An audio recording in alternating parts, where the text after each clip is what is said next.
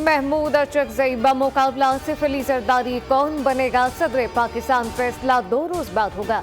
राब्ता मुहिम final round में दाखिल वज़ीर आज़म शहबाज शरीफ ने भी तमाम इत्तेहादियों को आज इशाइये पर बुला लिया। काफ लीग BAP IPP के जरदारी को वोट देने पर आमाद की। MKM ताहल फैसला न कर सकी, शहबाज शरीफ से मुलाकात में ब्रेक थ्रू का इम्कान।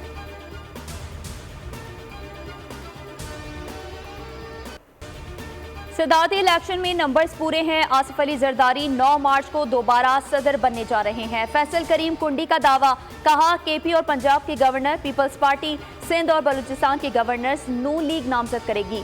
फजलुर रहमान का मैंडेट खैबर पख्तूनख्वा में चोरी हुआ, चीखें सिंध में निकल रही हैं। मौलाना और बानी PTI का इत्तेहाद कयामत की निशानी है।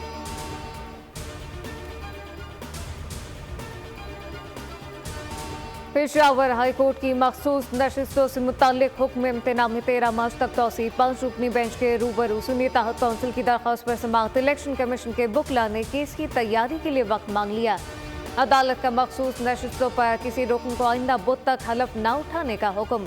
अटॉर्नी जनरल को आइंदा समाअत पर पेश होने की हिदायत कर दी। सुन्नी ताहत काउंसिल ने मखसूस नशिस्तें न मिलने का इकदाम लाहौर हाई कोर्ट में चैलेंज कर दिया।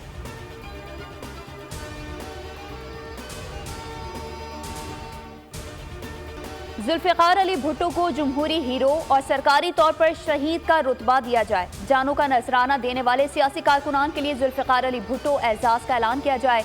वजीर आला सिंध मुराद अली शाह का वफाकी हुकूमत से मुतालबा, कहा 45 साल कबल किए गए जुल्म का खमियाजा भुगत रहे हैं।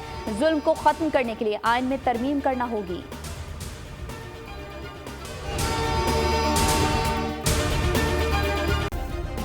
सब्सक्राइब करें और बेल दबाएं ताकि कोई खबर रह न जाए।